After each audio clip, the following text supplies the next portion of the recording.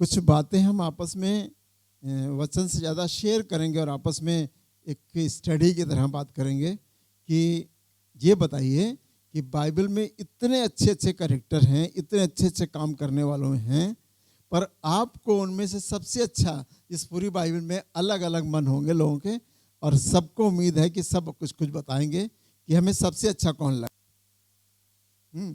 कोई कोई एक एक शुरू करें और बताएं कि बाइबल में इतने ज़्यादा लेखक हैं, इतने ज़्यादा नबी हैं, इतने ज़्यादा प्रेरित हैं और इतने ज़्यादा काम करने वाले हैं, छोटे नबी बड़े नबी सब तरह के लोग हैं, और उसके बाद आपको उनमें से सबका अच्छा काम किसका लगा। काम तो सबने अच्छा किया, खुदा की दृष्टि में सबके काम बहुत अच्छे हैं, पर आपको किसका काम अच्छा लगा। कोई एक एक करके बोले। इधर ही से शुरू करें क्योंकि सब भी सोचेंगे, तय करेंगे।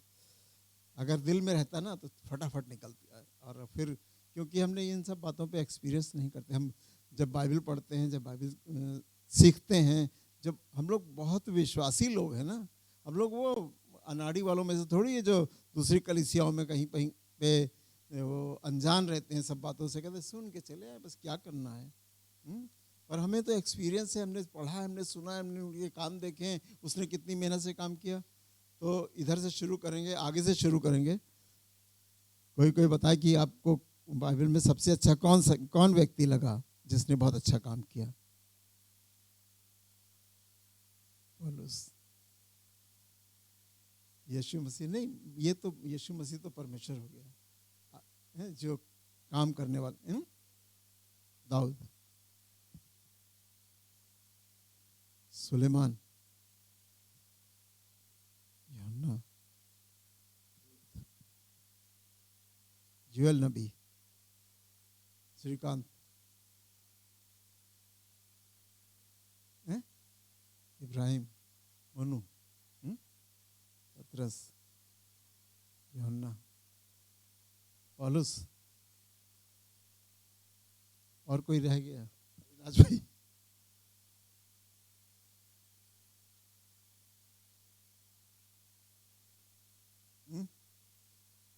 इब्राहिम। देखिए, जितने आपने बताए हैं, जिनके जिनके नाम बताए हैं, इसका मतलब आप उस आत्मा से बहुत संबंध रखते हैं और आपके दिल में उनके लिए जगह है और उनके लिए आपके दिल में जगह है, और ये आपके ख्याल उनके ख्याल से बहुत मिलते हैं। जब तक हमारी दोस्ती और ख्याल मिलेंगे नहीं, हम किसी का नाम नहीं लेंगे। जब हमारे, जैसे इन्होंने सुलेमान बताया, तो सुलेमान, इनकी बादशाहत करने का मन है, इनके अंदर बादशाहत करने की इच्छा है, इनके अंदर बादशाहत वाले ख्याल हैं, सुलेमान जैसी बातें इनको अच्छी लगती हैं। तो ये हमारा एक सोच, हमारे विचार हमारे अंदर से प्रकट होते हैं। रूत एक अच्छी स्त्री थी जिसने पता नहीं इतना बड़ा काम कर दिया, तो इसलिए रूत को लोग पसंद कर रहे हैं। और ये हमारा एक जो फैसला है, ये फैसला मतलब खुदा से भी संबंधित है, यहाँ से भी संबंधित है, और आपके ख्याल से, आपकी उन्नति से, आपकी आशीष से, सब चीज़ों से ये कनेक्टेड है। ऐसा नहीं कि आप दूर हैं। और किसी ने मुझसे नहीं पूछा कि आपका क्या है। पौलुस, क्योंकि हमारा ख्याल इसलिए मिलता है कि पौलुस का काम था वचन का प्रचार करना और मिनिस्ट्री बनाना, कलीसियाएं स्थापित करना जगह जगह पे। और मुझे पौलुस बहुत पसंद है, और पूरे बाइबल में कैरेक्टर जो पौलुस का है, जो काम उसके हैं, वो मुझे बहुत पसंद है। जितना वो पीटा गया, हम उतना पीटे जाना नहीं चाहते हैं, उतना जितनी मार खाई उसने, हम उतना मार नहीं खाना चाहते हैं, पर हम उसके नक्शे कदम पे चलना चाहते हैं। मन तो होता है यहाँ एक कलीसिया बन जाती। जब हम गाड़ी चलाते हैं तो शैतान भी बात करता है, खुदा भी बात करता है, और शैतान दिखाता है मुझे, अरे ये दुकान जो बनी है बहुत अच्छी है, अगर यहाँ कोई दुकान कर ले तो बहुत अच्छा बिजनेस चलेगा। सही बात, वो कुछ दिन में पता नहीं कहाँ से कहाँ पहुँच जाएगा। और हमने कहा मुझे नहीं करनी, मुझको ये दिखाया जा रहा, मुझे नहीं करना। फिर जब चलता हूँ आगे तो देखता हूँ, अगर एक कलीसिया यहाँ स्थापित कर दिया, अभी आज 5 क्रिश्चियन हैं, और 5 क्रिश्चियन को मैं जान रहा हूँ यहाँ पे हैं, वहाँ पे हैं, वहाँ पे, अगर यहाँ खोल दिया जाए चर्च तो 2-4 इधर से आ जाएंगे, उधर से आ जाएंगे, और मिलाकर 15, 20, 50 इकट्ठा हो जाएंगे और आने वाले समय में ये बहुत तरक्की करेगी। तो ये मेरे अंदर से पौलुस का मन है, और ये पौलुस का काम था कि वो कलीसियाओं को स्थापित करता था और प्रचार करता था और इनकरेज करता था जहां जाता था, और जहां कलीसिया बनाता था वहां गड़बड़ी होती थी चिट्ठी लिख लिख के बराबर करता रहता था, सुधारता रहता था, संभालता रहता था कि कलीसिया टूट ना जाए किसी तरह से। उसने अच्छा भी किया और उसने जो जुबान से बोल दिया वो हो भी गया। जो जुबान से बोल दिया वो हो भी गया। मतलब कलीसिया को बिगाड़ने वाले के खिलाफ अगर उसने एक शब्द बोल दिया तो उनका बुरा भी हो गया। आइए निकालें 2 कुरिन्थियों 3 अध्याय और 17 और 18 पद पढ़ेंगे। वो हमें जैसे कलीसिया को बनाने वाली बात करता है। और आज मैं इस बात का प्रचार इसलिए कर रहा हूं कि जो सुनेगा वो समझेगा और समझकर उस पर चलना सीखेगा। बाइबल की बातें हमें चलना सिखाती हैं, कुछ बातें हमें इनकरेजमेंट देती हैं, खुशी देती हैं, आनंद देती हैं, वो भी अच्छी हैं।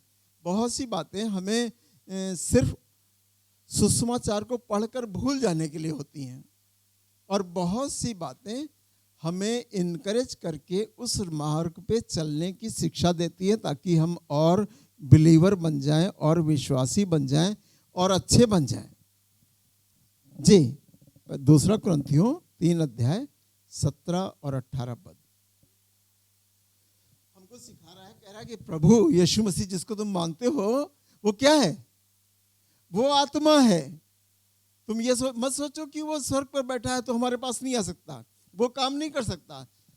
जब एक मरी हुई आत्मा, अब मान लीजिए कि एक ऐसा दुष्ट व्यक्ति जो सब बुराइयां करता था, नशा भी करता था, ये भी करता था, वो भी करता था, मर जाता है तो क्या होता है? लोग आज के ज़माने में, पहले के ज़माने में कहते थे कि भैया वो भूत बन जाता है, हम कहते हैं कि दुष्ट आत्मा बन जाता है, वो कोई भी सताव कर सकता है, कुछ भी काम कर सकता है, उसके अंदर भी एक पावर है कि आपको परेशान कर सकता है। पर उससे अच्छी बात यहां पर लिखी है कि प्रभु क्या है? यीशु मसीह क्या है? आत्मा है। और आत्मा जब चाहे तुम्हारे बीच में काम कर सकता है, हर सेकंड में तुम्हारे बीच में काम कर सकता है। ना रात में वो सोता है ना ऊँघता है, ऐसा आत्मा जो हमारे लिए तत्पर रहता है। पौलुस ने ये बात लिखी और चेलों ने जो बातें लिखी वो तो उनके साथ बीती हुई बातों को लिखा। इसका अध्ययन, इसका प्रचार, इसकी बात इतनी प्रभावशाली है, इसने बड़े एक्सपीरियंस से लिखा है। इस आत्मा को पहले इसने खूब अच्छे से जान लिया, खूब अच्छे से पहचान लिया कि यीशु मसीह है क्या। और जब एक्सपीरियंस कर लिया तब उसके रिटर्न में आया कि प्रभु तो आत्मा है, मैंने देख लिया कैसे काम करता है। उसकी गवाही से आप देख सकते हैं, उसके आगे वाले आने कामों से देख सकते हैं। उसने जो कानों से सुनी उससे आप पढ़कर जान सकते हो। यीशु मसीह ने कहा तुझे मुझे भी जैसे तूने रोम में गवाही दी, यरूशलेम में गवाही देनी है। खुदा का आत्मा आया और बात करने लगा। प्रभु तो आत्मा है। इतने अच्छे से उसने बताया कि प्रभु तो आत्मा है, यीशु मसीह आत्मा है। मत सोचो कि बड़ी दूर है। हमारे फैमिली में भी ऐसे ऐसे लोग थे, अरे वो क्रिश्चियन थे, विश्वास करते थे, बाइबल भी जानते थे और सब कुछ जानते थे, और इंग्लिश लोगों के बीच में, गोरे लोगों के बीच में रहे और समझा और सीखा और सब कुछ करा। उसके बाद भी कहते थे वो इजराइल का परमेश्वर है, यहाँ कहाँ हम लोगों के ऊपर दृष्टि करेगा, वो वहाँ पैदा हुआ इतनी दूर से। अरे प्रभु तो आत्मा है, वो कहीं भी काम कर सकता है, कितनी भी दूरी हो। मतलब विपरीत बातें करना, हमने उनका हश्र देखा। हमारे बहुत क्लोज थे, उन बहुत हमारे क्लोज थे। उस समय बच्चों को अगर पैसा मिल जाए तो सब कुछ हमको तो देते थे कि तुमको 5 रुपए देंगे, तुम जाके वहाँ से ला दो। तो हम पहले लाल कुएं में 3-4 जगह ये सब मिलता था नशे की चीज़, और हम कहते ठीक है लाओ। 5 रुपए के पीछे हम साइकिल से धन धन धन जाते थे, और लाल कुएं में जिस दिन नहीं मिल रही होती पीछे के दरवाजे से ला देते थे। कहते तुम ला दोगे? हमने कहा ला देंगे, हमको मालूम पीछे का दरवाजा कहाँ से खुलता है। पर क्योंकि एक चीज गलत उनके अंदर जा रही है, इसलिए वो आत्मा को नहीं पहचानते थे। अगर ये चीज अंदर अच्छी जा रही है तो वो आत्मा को पहचानते। पौलुस ने पहचान लिया कुछ ही दिनों में, यीशु मसीह के पास आने के बाद पहचान लिया कि प्रभु तो आत्मा है, वो सब कुछ कर सकता है। तो यहां लिख रहा है हम लोगों को समझाने के लिए, यीशु मसीह तो आत्मा है, विश्वास कर लो आत्मा पर, जब जरूरत हो पुकारो आ जाएगा। ठीक है, और बढ़े। जहां कहीं, आज यहां प्रभु का आत्मा है, जहां कहीं, मतलब आप विश्वास कीजिए कि यहां प्रभु का आत्मा है। और जहां कहीं लिखा है, जहां कहीं, आप जंगल में हो, आप चर्च में हो, आप घर में हो, उपरोटी कोठरी में हो, कहां पर हो, इससे मतलब नहीं है। जहां कहीं प्रभु का आत्मा है वहाँ स्वतंत्रता है, वहां आजादी है। वहां का मतलब कि इस नहीं कि चर्च में आजादी आ गई। आपके अंदर प्रभु का आत्मा है तो क्या है? छुटकारा आपके अंदर है, आजादी आपके अंदर है, विश्वास आपके अंदर है। 14 जांच कराने के बाद अगर हमारी बॉडी में कुछ नहीं निकल रहा है, इसका मतलब प्रभु का आत्मा हमारे अंदर है। क्या हम विश्वास करते हैं? इसी बात से हम विश्वास करते हैं कि यीशु मसीह हमारे अंदर है। इतनी जांच कराने के बाद डॉक्टर ने पन्ने पलट के साफ मना कर दिया, कहता कि सब ठीक। उसने एक शब्द नहीं बोला कि कुछ खराब है। हमने कहा आपने इतनी बड़ी रिपोर्ट करवाई, उसके बाद आपको बता तो दीजिए कि कुछ नहीं, कह रहे कुछ नहीं, सब ठीक। इससे क्या होता है? एक बार फिर हमारे अंदर एक सीढ़ी, एक स्टेप हम और उन्नति करते हैं कि प्रभु तो आत्मा है, इसीलिए हमारे अंदर कोई प्रॉब्लम नहीं है। कई बार हम शुगर से लड़ाई लड़ते हैं, कहते हैं कि यीशु मसीह ठीक क्यों नहीं कर देते, तो हम फिर वापस लौट कर आ जाते हैं, कहते हैं जब पौलुस से उसने कहा मेरा अनुग्रह तेरे लिए काफ़ी है, तेरी किडनी खराब हुई, तेरा लीवर खराब हुआ, तेरी कोई परेशानी आई, तो मेरा अनुग्रह तेरे लिए काफ़ी है। 67 साल में अगर आपकी बॉडी का अंग नहीं खराब है और शुगर 22 साल 25 साल से आपके जीवन में है, तो इससे बड़ा अनुग्रह फिर नहीं हो सकता। इससे बड़ा अनुग्रह तो प्रभु तो आत्मा है, इस बात को मान लीजिए, और आपके अंदर भी उसका आत्मा है, और वो सब रोगों से बचा सकता है। जितने रोग भेजे गए हैं वो सब परमेश्वर के नॉलेज में है। ऐसा नहीं है कि उसके नॉलेज में नहीं है, वो सब जानता है। वो चाहे तो छुटकारा भी दे दे, वो चाहता कि इसी में बना के रखे। और बहुत बार हमने अपने जीवन में उन चीज़ों को बहुत अवेल कर लिया है, इसलिए हमारी उम्र के साथ वो चीज़ें अब कम कर देनी चाहिए। खाने की चीज़ों की बात कर रहा हूँ। खाने की बहुत सी चीज़ें नहीं खा पाते हैं, चीज़ें घर पे रखी रहती हैं और उनको नहीं खा पाते हैं, इसलिए कि हम शायद बहुत ज़्यादा खा चुके हैं एक समय में, बहुत ज़्यादा। जवानी के टाइम जिम जाते थे, ½ kg मीट पहले बॉईल करके खा के तब जाते थे, तभी 72 kg वेट आ गया था। और अब शुगर आने के बाद वेट बहुत नीचे आ गया, अब तो 60 से ऊपर बढ़ता ही नहीं है, चाहे कुछ भी कर लो। पर यह भी खुदा की मर्जी है जी। परंतु जब हम सबके उघाड़े चेहरे से जी, प्रभु का प्रताप इस प्रकार प्रकट होता है, जब हमारे खुले चेहरे से, कहीं आप जाते होगे, कहीं आप बातचीत करते होगे, कहीं खड़े होते होगे, तो लोग जज करने की कोशिश करते होंगे कि भैया ये किस जाति के हैं। मुझसे रास्ते में कई कई बार तो हमसे पूछते हैं कि भैया जाति तो पूछ नहीं सकते, आज के ज़माने में जल्दी से जाति नहीं पूछता कोई। कहता आपका क्या नाम है, तो आपको मालूम है एक नाम हम रखते हैं जो हमने बाइबल से पढ़ के रखा था, शॉप का नाम था, वो तो हमारा नाम नहीं था, लेकिन हमने बता दिया आनंद। तो आदमी बहुत चक्कर था, वो जज करने के लिए वो हमको क्रॉस क्वेश्चन करने लगा, कहने लगा कि नहीं समझ नहीं पाया कि इससे क्या होता है। अब जैसे हमारे डीएम थे पहले अशोक प्रियदर्शी, तो अशोक तो हम समझ रहे हैं, लेकिन प्रियदर्शी से इनकी जाति का पता नहीं चलता कि कौन सी जाति के हैं। तो वैसे ही हमने बताया आनंद, तो उसने आनंद नहीं, ये तो आपकी फर्म का नाम होगा, ये आपका उपनाम होगा, आपका पूरा नाम क्या है। अब हम क्रिश्चियन नेम बताएंगे तो समझ जाएगा, वो हमारी खूबियों से हमारे नाम का पता लगाना चाह रहा है। हमारी बातों से, हमारे अध्ययन से, हमारी चमक से, हमारे चेहरे की चमक से, हमारे यीशु मसीह की चमक से, हमारे उघाड़े चेहरे से वो हमें जज करना चाह रहा है कि आखिर ये है कौन, किस जाति का होगा, पर वो जज नहीं कर पा रहा है। जी जिस प्रकार दर्पण में जी तो प्रभु के द्वारा जो आत्मा है, जी हम उसी तेजस्वी रूप में अंश अंश करके बदलते जाते हम हैं। उसी तेजस्वी रूप में अंश अंश करके बदलते जाते हैं। पौलुस इन बातों को बड़ी गहराई से छान कर इतनी छोटी छोटी बातें हमें लिखता है।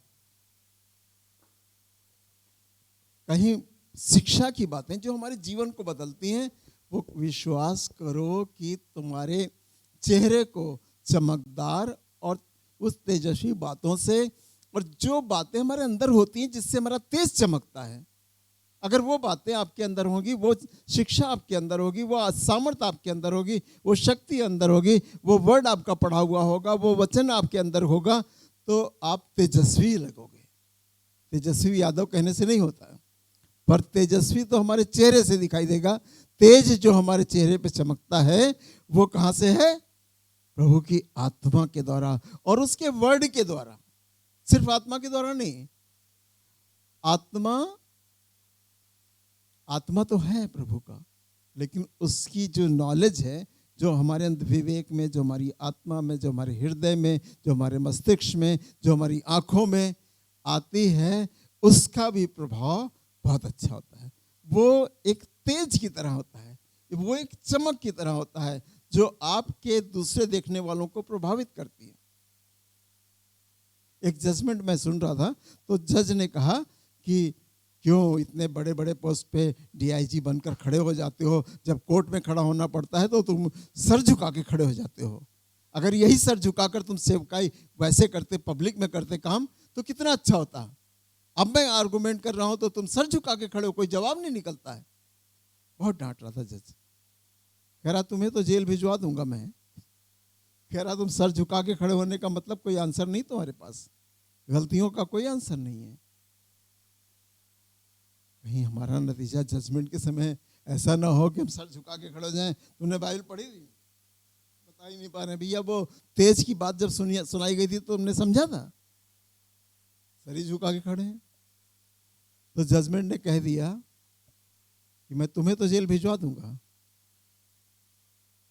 आज इनकी जांच करवाइए, इनकी पूरी सीबीआई सीआईडी से जांच कराइए, इनकी जो पास धन संपत्ति है, मकान कितना बड़ा है, क्या है, सब इनकी जांच करवाइए। सर झुकाने से नहीं होता, यहाँ आंसर देना पड़ता है कोर्ट में। सेम पोजीशन हमारी भी है। खुदा के सामने सर झुकाने से नहीं, खड़े होने से काम चलेगा। कुछ पूछा जाएगा तो बताना पड़ेगा। तुमने बाइबल सुनी थी, तुमने बाइबल पढ़ा था, तुमने इसको अमल किया था, तुम्हारे अंदर ये बातें आई थी। जी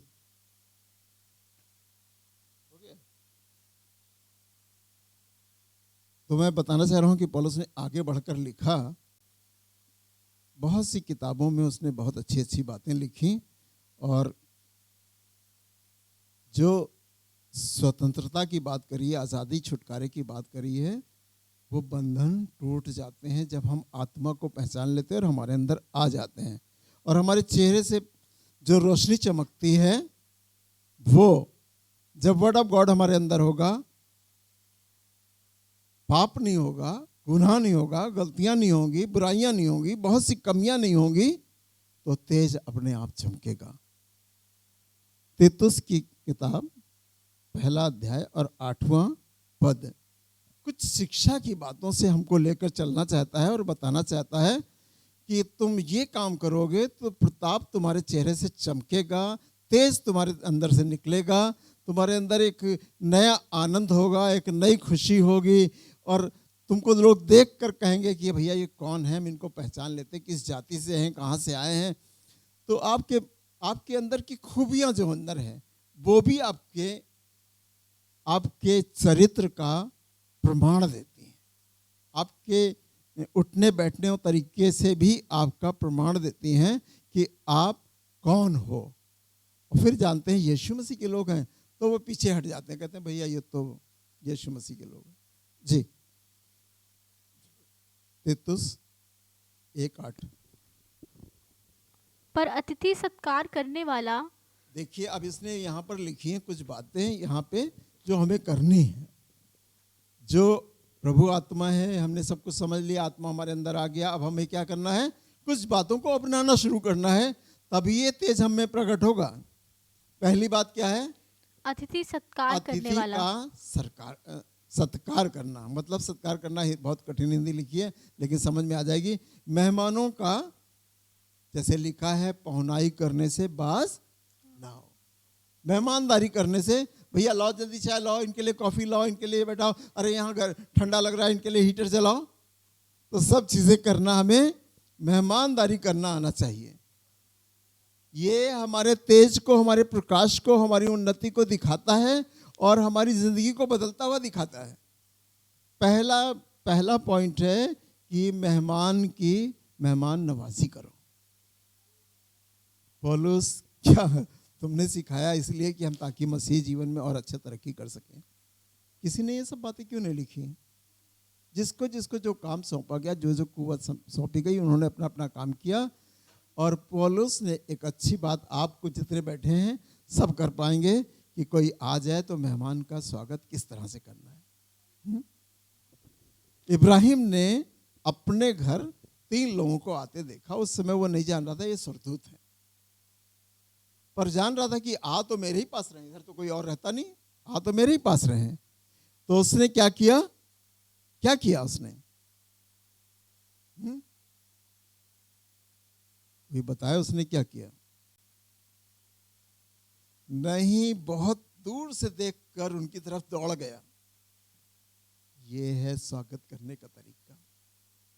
बहुत दूर से उसने देखा, मैदानी की जगह में रहता था, और उसने, हम इमेजिन कर सकते हैं, हम मतलब कहीं से पढ़ा लिखा नहीं है कि हमने बहुत मैदान में रहता था, खुले में टेंट लगा था उसका। तो बहुत दूर से देखा कि ये 3 लोग आ रहे हैं, कौन है ये, तो कोई मेरे ही पास आ रहे हैं। ये समझकर वो अपनी जगह छोड़कर दौड़ा और जाकर उनको बड़ी दूर से रिसीव करके लाया। क्या ये स्वागत करना नहीं है?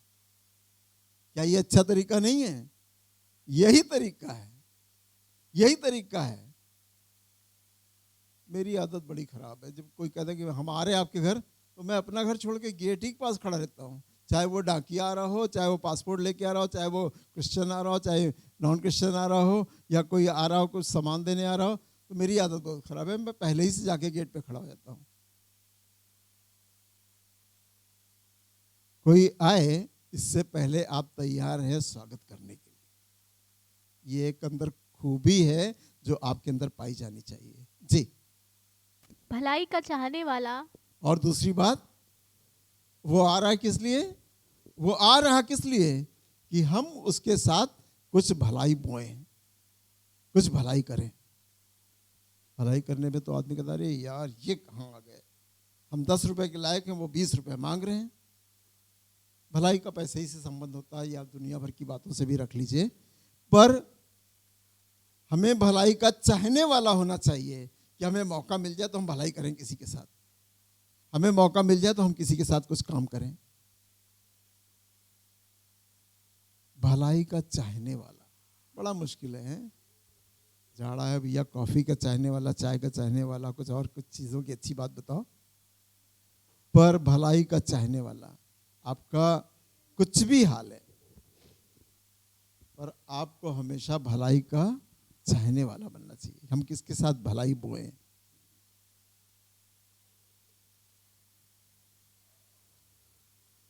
जब फाइनेंस होता है मेरे पास, तो मुझे बहुत दिखाई देता है कि किसके साथ भलाई करना है।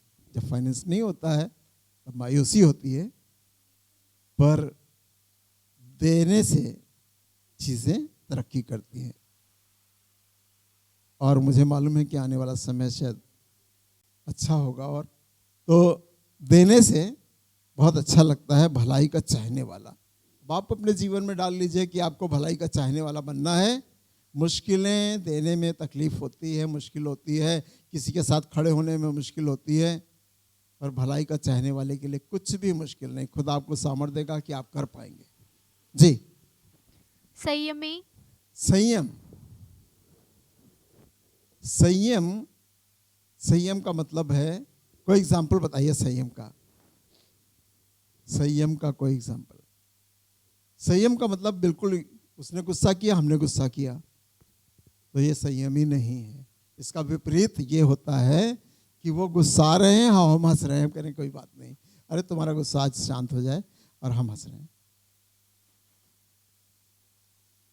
उस आदमी का नाम तो मुझे याद नहीं आ रहा है, पर दाऊद ने उसके घर खबर भिजवाई कि कुछ हम चरवाही कर रहे हैं और तेरे जानवरों की भी चरवाही करते हैं, तो एक काम कर कि अपने लोगों को भेजा, कहा कि कुछ खाने पीने का सामान हमें दे दे ताकि हम चरवाही करते रहें और कुछ खाने पीने का काम हम हमारे काम आ जाए, तो इसलिए कुछ खाने पीने का सामान भेज दे।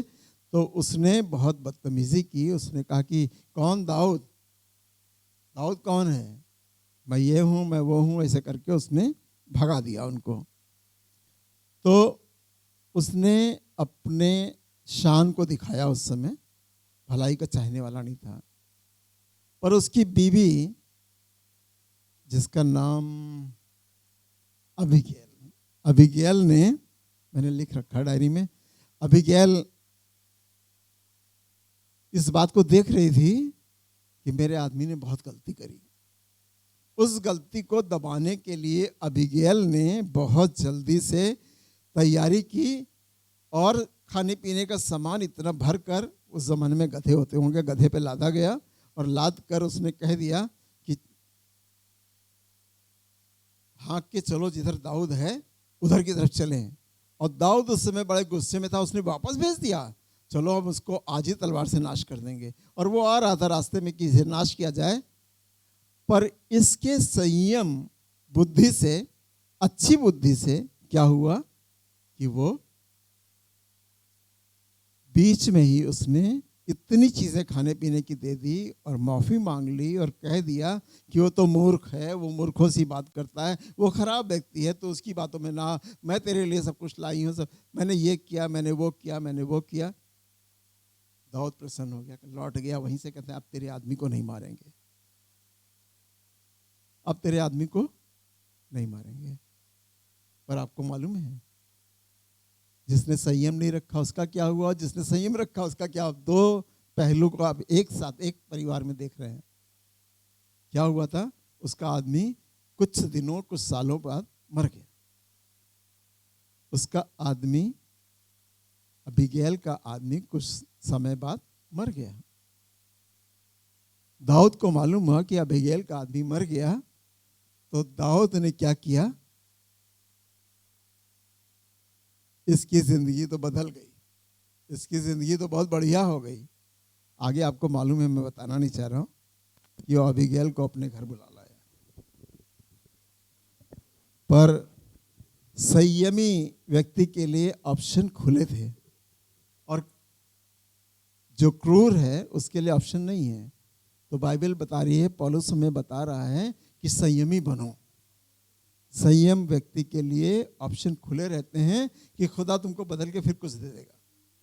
तुम कुछ दे रहे हो संयमी होके, ये नहीं कि हम डर के दे रहे हैं, संयम हमारे अंदर स्वभाव है, इसलिए हम तुमको दे रहे हैं। जी, न्याय करने का मतलब है कि न्याय करना आपको सौंपा नहीं जाता है, अगर आपको सौंपा जाए तो न्याय बहुत अच्छा होना चाहिए। जी, पवित्र और जितेंद्रिय हो। पवित्र और जितेंद्रिय। ये जितेंद्रिय भैया, जितेंद्र हम फिल्मों में सुनते थे, इसके बाद हमने सुना ही नहीं जितेंद्र। जितेंद्रिय बड़ा कठिन है, इंग्लिश क्या है इसकी?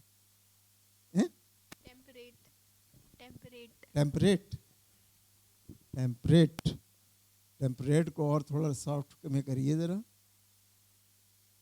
हाँ, टेम्पर ना हो उसमें, टेम्पर तो जल्दी गुस्सा ना करने वाला, संयमी से हट करिए।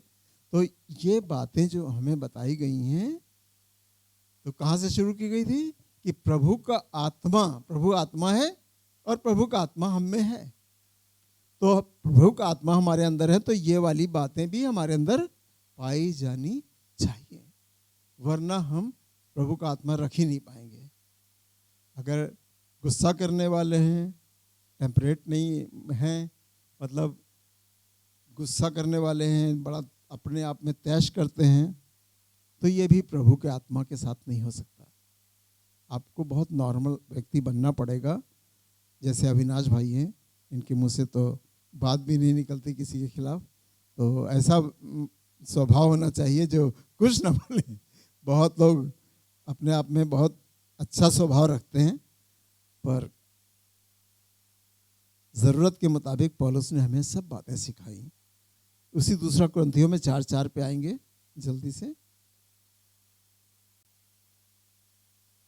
दूसरा कुरिन्थियों 4:4। और उन अविश्वासियों के लिए जी, जिनकी बुद्धि संसार के अब ईश्वर उनकी बात ने कर रहे हैं जो आप जैसे अच्छे लोग नहीं हैं। हालांकि इन बातों की बात हमें करने की जरूरत नहीं होती है, लेकिन आपको सीखना है कि एक तरफ हम हैं और एक तरफ वो हैं। तो आप उनके सामना, जब उनका आपका सामना पड़ेगा, तो आप अपना धीरज ना खोइए, अपना विचार जो हमने सिखाया है, जो हमने सीखा है, जो पौलुस ने हमें बताया है, जो वचन में लिखा है, वो हम करने वाले हैं। पर यहाँ पे अविश्वासियों से सामना हो जाए तो आपको क्या करना है? जी, जिनकी बुद्धि संसार के ईश्वर ने अंधी कर दी ये है, बात, जिनकी बुद्धि संसार के ईश्वर ने अंधी कर दी है। चाहे जैसे पैसा कमाना है, दंड फंद, ये वो, उल्टा सीधा, ऐसे करो वैसे करो। जैसे डॉक्टर की बात बताई, उसको पैसा चाहिए, हमको मतलब नहीं तुम कहाँ से लाओगे, कैसे करोगे, क्या करोगे, नहीं करोगे। हम सब जांचें लिखे दे रहे हैं, जांच की जरूरत नहीं है। हमसे ये उद्यान वालों ने कहा कि अरे आपने फास्टिंग और ये नहीं कराया, वो नहीं कराया। हमने कहा सिर्फ मुझे एक चीज चेक करवानी है कि मेरे यूरिन में प्रोटीन तो नहीं आ रहा है। मैं अपने आप सीख रहा हूं कि अगर प्रोटीन यूरिन से निकल रहा है, इसका मतलब कि हम दुबले होते जा रहे हैं। और इस बार फिर मैंने इससे कहा, तो वो कह रहा नहीं नहीं, अरे यार ये जब टेस्ट करेंगे तो कह रहे ये प्रोटीन का खाली अकेला टेस्ट नहीं होगा, क्योंकि वो 2 पैसे का टेस्ट है। आपको फास्टिंग कराना चाहिए, आपको 6 महीने वाला कराना चाहिए शुगर में। हमने कहा जब मुझे मालूम है कि 300 शुगर 6 महीने से मेरी चल रही, तो मुझे मालूम ही है, तो आप किस बात की जांच करें? मैं देखो अपने में लिख लीजिए 300 शुगर 6 महीने से चल रही है, दवा दीजिए वैसे हिसाब से। पर ये नहीं करेंगे, वो कहेंगे हम तो जांच कराएंगे। जांच का मतलब पैसा चाहिए उनको। तो क्या लिखा है? अन्य जातियों में से जो ख्याल उनके अंदर उत्पन्न होते हैं उनकी बातें कर रहे हैं। यहाँ पे हमें उनका सामना करना है, उनसे जीतने के लिए, समझने के लिए अपने तरीके अपनाने हैं। जो ये तरीके पौलुस ने बताए, अगर आपने अपना लिए तो आप इनका सामना कर लोगे। जी, ताकि मसीह जो परमेश्वर का प्रतिरूप है, जो मसीह परमेश्वर का प्रतिरूप है, उसके तेजो में सुसमाचार का प्रकाश उन पर ना चमके। उन पर नहीं चमकेगा। आप जितनी अच्छी बातें कर लो, जितनी अच्छी, डॉक्टर से हमने बात करा, उसने कैंप लगाने की बात करी, हमने कहा हाँ हमारे पास चर्च है और चर्च के बहुत से लोग आते हैं, वो आपकी हेल्प कर देंगे, ये कर देंगे, कैंप लग जाएगा, सब कुछ हो जाएगा। पर चर्च है, अच्छा चर्च है, इसने ये क्यों बोला? हम ला के क्वेश्चन में घुमाते रहे, इसने चर्च है। वो अपने बिजनेस को देख रहा है, कहीं इनका बिजनेस ना चमक जाए, चर्च का बिजनेस ना चमक जाए, पता नहीं क्या उनके ख्याल में आ गया। फिलहाल वो अपने ही ये जो प्रकाश है ना, परमेश्वर का प्रकाश, उन पर चमकने ही नहीं पाता है। हमारी बातों का प्रभाव उनके अंदर जाने ही नहीं पाता है, क्योंकि उन्होंने अपने आप को कठोर कर रखा है। जी, क्योंकि हम अपने को नहीं परंतु मसीह यीशु को प्रचार करते हैं। हम अपने को नहीं पर प्रभु यीशु को प्रचार करते हैं। हमने सदा सोसाइटी बनाई है, तो मुझे कुछ करना है। अभी इस साल से मुझे स्टार्टिंग करनी, कोई अच्छा काम करना है, कुछ भलाई करनी है, कोई काम करना है। तो क्या करते हैं हम अपने स्वभाव से, अपने कामों से, अपनी सोसाइटी के कामों से, अपने चर्च के पैसे के कामों से, चाहे और किसी तरह से भी हम क्या करते हैं, यीशु मसीह को प्रचार करना चाहते हैं। हम यीशु मसीह की तस्वीर तुम्हें दिखाना चाहते हैं। देखो, ना हमें राजनीति चाहिए, ना हमको विधायक बनना, ना हमको सभासद बनना, ना हमको कोई काम करना है, पर हम भलाई करने के आदी हैं, इसलिए हम भलाई करते हैं, इसलिए हम ये काम करना चाहते हैं। अपना प्रकाश हम इस तरीके से भी चमका सकते हैं, अपने कामों से, अपने यीशु मसीह के द्वारा हम अपने कामों से भी लोगों में अपना प्रकाश चमका सकते हैं। हो गई कि वो प्रभु है, वो प्रभु है, और अपने विषय में ये कहते हैं कि हम यीशु के कारण तुम्हारे सेवक हैं। हम यीशु के कार्य करने वाले सेवक हैं। हकीकत तो यही है, पौलुस हमें सिखाता है, वचन हमें सिखाता है, बातें हमें सुनने को मिलती हैं, पढ़ने को मिलती हैं। तो हमने देखा कि पौलुस, आप प्रेरितों के काम बार बार पढ़िए, कितनी बार पढ़ा है आपने, और उसके बाद आप पौलुस की 13 पत्रियां पढ़ डालिए, तो आपको हकीकत मालूम होगी कि अभी तक तो हम दाऊद को अच्छा कह रहे थे, अभी तक तो हम उसको अच्छा कह रहे थे, अभी तक हम उसको अच्छा कह रहे थे। अगर उस रीति से आपके अंदर चलने की भावना है, कलीसिया स्थापित करने की भावना है, और अलग अलग काम जो पौलुस ने किया है, किताबें लिखने की आपके अंदर भावना है, तो आप जरूर कहोगे कि पौलुस अच्छा है। हमने सबसे पहले आपसे यही क्वेश्चन किया था कि आपको बाइबल का कौन सा कैरेक्टर अच्छा लगता है। सबने अपने अपने काम किए, इसका मतलब कि आपके विचार उसके विचार से बहुत मिलते जुलते हैं, आपका स्वभाव उसके स्वभाव से मिलता जुलता है, आप वैसा ही चाहते हो। मैंने जब अभी वचन को तैयार किया तो मैंने इस बात का एक्सपीरियंस साफ साफ कर लिया कि मुझे तो कलीसिया बनाने में मजा आता है, कि कलीसिया बढ़े, 1 से 2 हो जाए, 2 से 3 हो जाए, 3 से 4 हो जाए। तो आवश्यकता क्या उसके लिए? उसके लिए आवश्यकता है कि हमारे चर्च के लड़के तैयार हों। ये बात फेल हो जाती है इस बात से कि लड़के तैयार नहीं है, यूथ तैयार नहीं है। जब यूथ तैयार होगा तभी तो कलीसिया तैयार होगी। अगर हम छोड़ के भागे हैं यहाँ से वहाँ, वहाँ से वहाँ, वहाँ से वहाँ, हो सकता है, पर बहुत दिन नहीं, बहुत लंबे समय नहीं। पर कलीसिया बनाना सबसे ज़्यादा यीशु मसीह का काम जो करने का तरीका था, और जो यीशु मसीह आज की दुनिया में चाहता है कि कलीसिया स्थापित हो, ज़्यादा से ज़्यादा लोग सुसमाचार की बातों को जाने। सिर्फ प्रचार से ये काम नहीं चलेगा। कलीसिया में अगर हम जो बातें आज प्रचार कर रहे हैं, ये प्रचार में नहीं बताई जाती हैं। प्रचार में तो यीशु मसीह की सामर्थ्य की शक्तियों की बातें बताई जाती हैं और चंगाइयों की बातें बताई जाती हैं, जिससे लोग जाने कि तुम बीमार हो, तुमको रोगी चंगे हो जाओगे, तुम चंगे हो जाओगे। पर कलीसिया में आकर उन सब बातों को जो पूरी बाइबल की लिखी है, कोई हम बोलते हैं कुछ और प्रचार को, जो कोई बोलता है कोई और प्रचार, इस तरह से डिफरेंट टाइप के जो प्रचार आपको मिलते हैं, जो बातें सीखने को मिलती हैं, वो कलीसिया में मिलेंगी। और वैसे जैसे आप ट्रैक्स लेके प्रचार करते हो, किसी के घर जाकर प्रचार करते हो, उन बातों में फ़र्क है, इन बातों में फ़र्क है। पर मेरा एक्सपीरियंस यही है कि यीशु मसीह चाहता है कि कलीसिया बढ़ेंगी तो मजबूत अनुयायी बढ़ेंगे। वो नहीं कि आज सुना और बच्चा पैदा हुआ और अपने घर में बैठ गए। जैसे हम लोगों ने एक्सपीरियंस देखे हैं कि कईयों के बच्चे पैदा हुए, 3 तो मैं जानता हूँ जिनके बच्चे पैदा हुए और वो घर में बैठ गई, अब नहीं आती हैं। एक और बिजनौर से लेडी आ रही है जिसको बच्चे की ज़रूरत है, पर वो ना तो खुद कर यहाँ दुआ के लिए कह रही है और ना हम उसके लिए दुआ करना चाह रहे हैं, जबकि वो चर्च कम से कम 6-7 साल से जा रही है। आसपास के चर्च चली जाती है, कहीं कहीं चली जाती है। पर बात यह है कि कलीसिया में शामिल होने के बाद खुदा आपके अंदर बहुत से काम करता है, और जो जो सीखता जाता है, जो जो समझता जाता है, काम उसी के अंदर होंगे, वरना नहीं होंगे। परमेश्वर आत्मा है, यीशु मसीह आत्मा है, और वो आत्मा हमारे अंदर समाता है, और वो अच्छे अच्छे काम जो आज बताए गए, जो आपको मालूम है, वो सब वही आत्मा करने की सामर्थ्य देता है। आइए अपनी आंखों को बंद करें।